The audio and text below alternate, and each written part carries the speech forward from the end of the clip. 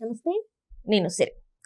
విడుదల రజని ఒకప్పుడు నేను చంద్రబాబు నాయుడు గారి తానులోని చెట్టుని అని మొక్కని అని చెప్పుకున్న విడుదల రజని గారు తర్వాత కాలంలో తను ఒక గంజాయి మొక్కగా మారినవైనా మనం చూసిందే. ఆ తర్వాత అవినీతికి ఎలా పాల్పడ్డారో కూడా మనం చూసిందే.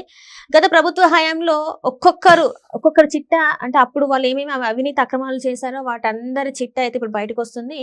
అదే క్రమంలో విడుదల రజని గారి పేరు కూడా వచ్చేసింది. ఏదైతే ఒక స్టోన్ క్రషర్ యజమానిని ఎంత వేధించారు, 5 కోట్లు ఇవ్వాలంటూ వేధించడం అయితే జరిగింది. ఇప్పుడు ఆ కేసు చిట్ట ఏదైతే ఉందో ఇప్పుడైతే గవర్నర్ గారి చేతుల్లో ఉన్నట్టు మనకి తెలుస్తుంది. సో దీని మీద స్పందించడానికి ఈరోజు మనతో పాటు ఉన్నారు ప్రముఖ రాజకీయ విశ్లేషకులు రాజా సప్పసాని గారు. నమస్కారం సార్.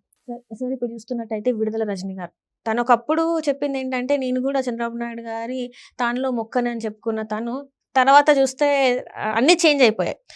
ఇప్పుడు ఏంటంటే అవినీతి అక్రమాలలో తనది కూడా ఒక చెయ్యి ఉంది. గత ప్రభుత్వ హయాంలో మనం చూసుకున్నట్టయితే కొంతమంది దగ్గర డబ్బులు తీసుకోవడం, సీట్ల కోసం డబ్బులు తీసుకోవడం కావచ్చు, అట్లాంటివన్నీ చాలా వరకు జరిగినాయి. ఇది చూసుకున్నట్టయితే ఇప్పుడు ఈ కేసుకి సంబంధించి చూసుకున్నట్టయితే ఒక స్టోన్ క్రషర్ యజమానిని 5 కోట్ల వరకు ఇవ్వాలి అని చెప్పేసి వాళ్ళని బెదిరింపులకు గురి చేసిన ఒక కేసు అనమాట ఇది. సో దీని మీద ఇప్పుడు విచారణకి హాజరు కావాలి అని చెప్పేసి గవర్నర్ని అడిగిన వైనం. మరి ఈ కేసు ఎలా ముందుకు వెళ్ళబోయే అవకాశం ఉంది సార్? ఇప్పుడు స్పష్టమైన సాక్ష్యాధారాలతోటి గవర్నర్ గారిని అప్రోచ్ అయ్యి గతంలో ప్రజాప్రతినిధిగా పనిచేస్తున్న సో విడుదల రజని గారు వారి పదవిని అడ్డుపెట్టుకొని అధికార దుర్వినియోగానికి పాల్పడి ప్రభుత్వాధికారుల చేత క్రషర్ యజమానుల్ని బెదిరించి భయభ్రాంతులకు గురి చేసి వారి వ్యాపారాన్ని స్తంభింపజేస్తామని చెప్పని ఆదేశాలు ఇస్తూ తన దగ్గరికి పిలిపించుకొని కోట్ల రూపాయలు దండుకున్నారు అని చెప్పనే స్పష్టమైన సాక్ష్యాధారాలతోటి ఏసీబీ గవర్నర్ గారి దృష్టికి తీసుకెళ్ళినప్పుడు ప్రివెన్షన్ ఆఫ్ కరప్షన్ యాక్ట్లో అండర్ సెక్షన్ 17A అంటే ప్రజాప్రతినిధులుగా పనిచేసిన సందర్భాల్లో వాళ్ళు తీసుకున్న నిర్ణయాల ప్రాతిపదికగా కేసు నమోదు చేయాలన్నా, విచారణ జరపాలి అన్నా వారిని అపాయింట్ చేసే అధికారి, అంటే మంత్రులుగా శాసనసభ్యులుగా పనిచేసిన వాళ్ళని గవర్నర్ గారి ద్వారా నియామకం చేపట్టబడతారు. అంటే మై గవర్నెన్స్ అని చెప్పని ఆయన ద్వారా ప్రమాణ స్వీకారం చేయించబడతారు కాబట్టి వారే నియామకం చేసినట్టుగా భావించవచ్చు. అటువంటి గవర్నర్ గారి దగ్గర నుంచి ముందస్తు అనుమతి తీసుకొని విచారణ మొదలు పెట్టాలి. అందులో భాగంగానే ఇప్పుడు విడుదల రజనీ గారి మీద చిల్లూరుపేట నియోజకవర్గ శాసనసభ్యురాలుగా ఆమె నెగ్గిన వెంటనే ఆ నియోజకవర్గ పరిధిలో ఉన్న లక్ష్మీ బాలాజీ స్టోన్ క్రషర్స్,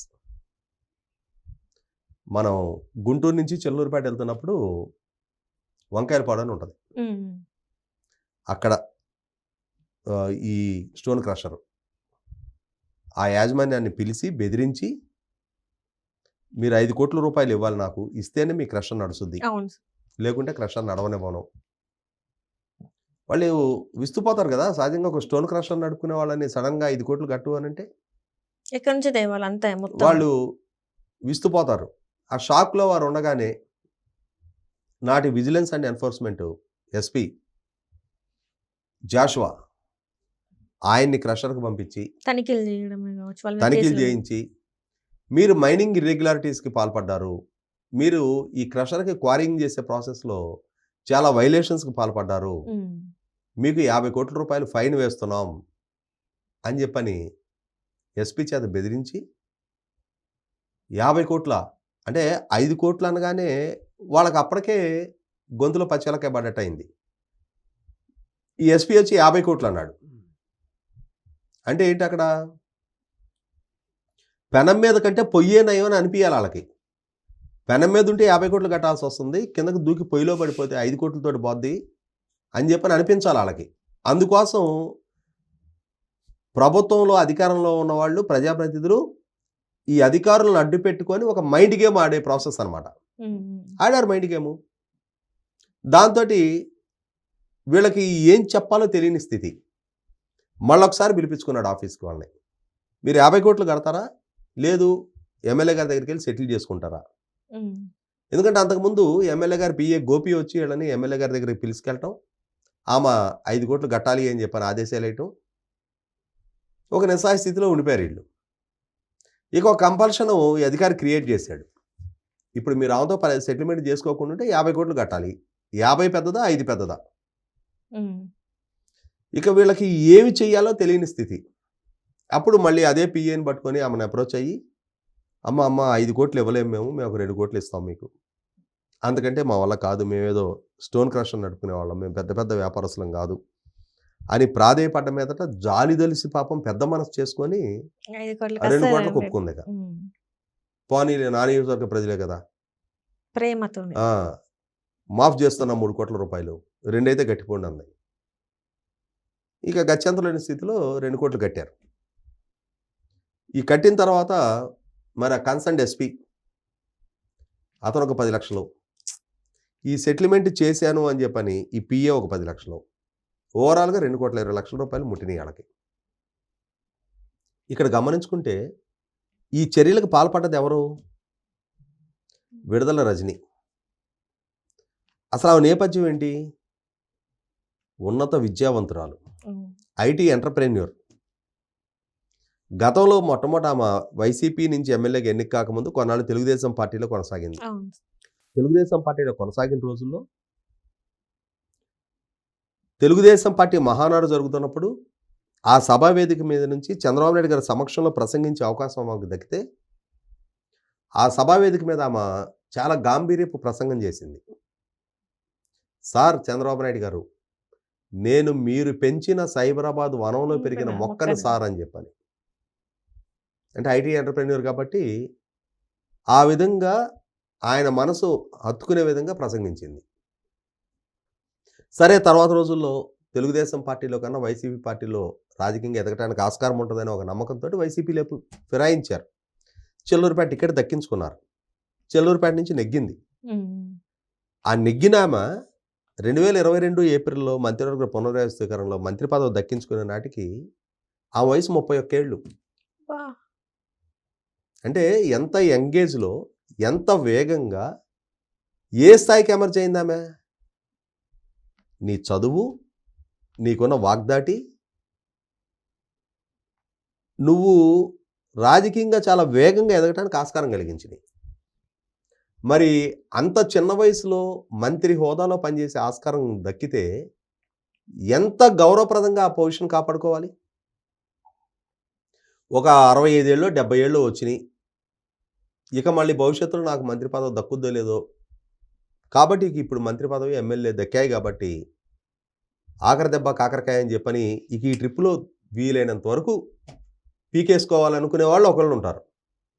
అరే, నాకు చాలా చిన్న ఏజ్లో ఎమ్మెల్యే అయ్యాను, మంత్రిగా కూడా పనిచేసే అవకాశం దక్కింది, నేను ఇప్పుడు గౌరవప్రదంగా నన్ను నెగ్గించిన ప్రజల మన్నన పొందే విధంగా నా నడుతుంటే మరొకసారి నా ప్రజలను ఆశీర్వదించడానికి ఆదరించడానికి ఆస్కారం ఉంటుంది అని చెప్పనే చిత్తశుద్ధితోటి నిజాయితీతో వ్యవహరించాల్సిన బాధ్యత ఆమెది. కానీ ఆమె ఏమనుకుంది, అరే అన్ని కేసులు అన్ని అవినీతి ఆరోపణలు ఉన్న జగన్మోహన్ రెడ్డినే ప్రజలు పట్టించుకోకుండా ఇంతటి మెజార్టీతో కట్టబెట్టారు, ఇప్పుడు మేం తింటే మటుకు మమ్మల్ని పట్టించుకునేది ఎవడు? ఆయనకి వాళ్ళ నాన్న ముఖ్యమంత్రిగా అవకాశం దక్కితేనే అన్ని వేల కోట్ల ఆస్తులు జమ అయినప్పుడు ఇవాళ ఆయనే ముఖ్యమంత్రిగా రాగానే ఎంతెంత లూటీకి పాల్పడుతున్నాడు అనేది మాకు తెలుసు కదా. మరి ఆయన అనుచరులుగా, ఆయన అనుయాయులుగా, ఆయన ప్రభుత్వంలో భాగస్వాములుగా మేం కూడా మాకు తోచిన విధంగా చిలకొట్టుడు కొట్టకపోతే మరి ఆ పార్టీలో ఉండి గౌరవమే ఉంది? ఇంకా ఆయన నాయకత్వంలో మేము ఏమి నేర్చుకున్నట్టు ఆయన దగ్గర నుంచి అని చెప్పని ఈ చిలకొట్టుడు మొదలుపెట్టింది. ఇంకా చాలా ఆరోపణలు ఉన్నాయి ఆమె మీద. ఎలక్షన్ టైంలో కూడా సీట్ల కోసం కూడా ఇంకా కూడా అప్పుడు రాజేష్ నాయుడు చేసిన ఆరోపణలు విన్నాం మనం. అంతకు ముందు కూడా జగనన్న కాలనీల పేరిట లేఅవుట్లు వేసిన సందర్భంగా ఏ రైతుల నుంచి అయితే భూములు తీసుకున్నారో ఆ రైతులకి ప్రభుత్వం ద్వారా అధిక నష్టపరిహారం చెల్లించి ఆ రైతులను పిలిచి మీకు ఇంతే వస్తుంది, మీ ఊరిలో ఉన్న భూమి రేటు ప్రకారం ఈ పై డబ్బులు మాకు ఇచ్చేయాలి అని చెప్పని రైతుల అకౌంట్లోకి వచ్చిన డబ్బులు బలవంతాన విత్డ్రా చేయించి వీళ్ళు కొట్టేశారు. ప్రభుత్వం మారగానే ఆ రైతులు కంప్లైంట్ ఇవ్వగానే పిలిచి దండం పెట్టి వాళ్ళ డబ్బులు వాళ్ళకి వెనక్కి ఇచ్చింది. మరి స్టోన్ క్రషర్ వాళ్ళకి ఎందుకు ఇవ్వలా? వీళ్ళ కూడా ఇచ్చి పరిష్కారం చేసుకోవాల్సింది కదా. వాళ్ళు కంప్లైంట్ ఇచ్చి కొన్ని నెలలు గడిచింది, విచారణ జరుగుతూ ఉంది, ప్రభుత్వం స్పష్టమైన విచారణ జరుపుతూ ఉంది. మొన్న పిల్లికోటి అని చెప్పని ఒక సోషల్ మీడియా కార్యకర్తను ఆ రోజుల్లో ఈమె ద్వారా కస్టోడియల్ టార్చర్కి గురి చేసిన నేపథ్యంలో అతను ఇప్పుడు కేసు పెడితే హైకోర్టు ఆదేశాలతో కేసు బుక్ అవుతుంటే ప్రెస్ మీట్ పెట్టి ఎంతగా చెలరేగిపోయింది, వీరంగం చేసింది. నా మీదే కేసులు పెడతారా, కక్ష సాధింపు చర్యలకు పాల్పడతారా, చూస్తాం మీ సంగతి, తేలుస్తాం మీ సంగతి అని చెప్పాలి. మరి ఇప్పుడేం చూస్తారు, ఇప్పుడేం తేలుస్తావు?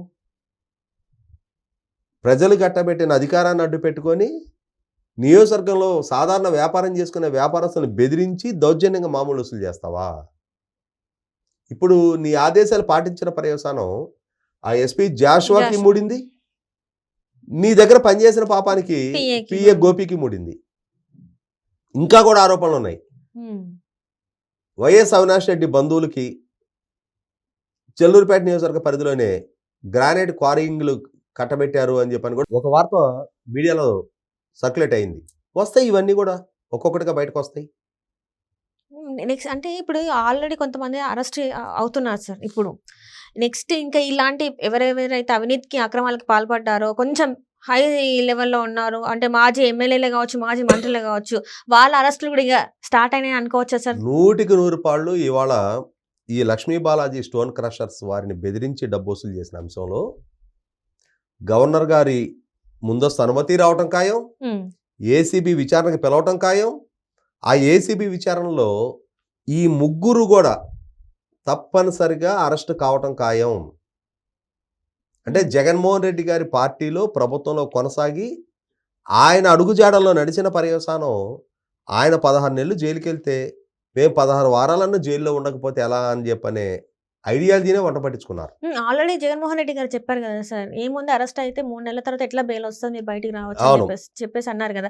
అదే దాని వల్లనే వీళ్ళకి ఇట్లా భయం లేకుండా కూడా అయిపోయింది. ఇక్కడ గమనించుకోవాల్సింది ఏంటి అంటే, విడుదల రజని గారి నేపథ్యం గురించి మాట్లాడుకున్నాం కదా ఇందాక. ఉన్నత విద్యావంతురాలు, ఐటీ ఎంటర్ప్రెన్యూర్, చిన్న వయసులో సమాజానికి ఏదో చెయ్యాలనే ఒక సంకల్పంతో ముందుకొచ్చి సహవాస దోష పర్యవసానం జగన్మోహన్ రెడ్డి గారి పార్టీలో ఆ నాయకులతో అంటగాగిన పర్యవసానం ఇవాళ తన స్పిరిట్ మొత్తాన్ని కూడా చంపేసుకొని వాళ్ళలాగానే అడ్డదారులు దొక్కడానికి అలవాటు పడి వాళ్ళలాగానే బెదిరింపులు, దాడులు, దౌర్జన్యాల సంస్కృతిని పెంచి పోషించి అక్ర మార్గంలో చాలా షార్ట్ స్పాన్లో డబ్బు సంపాదించాలని చెప్పనే తాపత్రయంలో ఇవాళ చాలా యంగేజ్లోనే జైలు పాలు అవటం అంటే ఖచ్చితంగా 100% పాళ్ళు ఎవరితో సహవాసం చేశాం, ఏ విధమైన పేరు వచ్చింది, ఏ విధమైన నడత నడిచాం అనేది కూడా ఖచ్చితంగా ఇప్పుడు ఆ జైల్లో కూర్చున్నప్పుడు పునశ్చరణ చేసుకోవడానికి ఆస్కారం కలుగుద్ది. Right sir, thank you so much sir.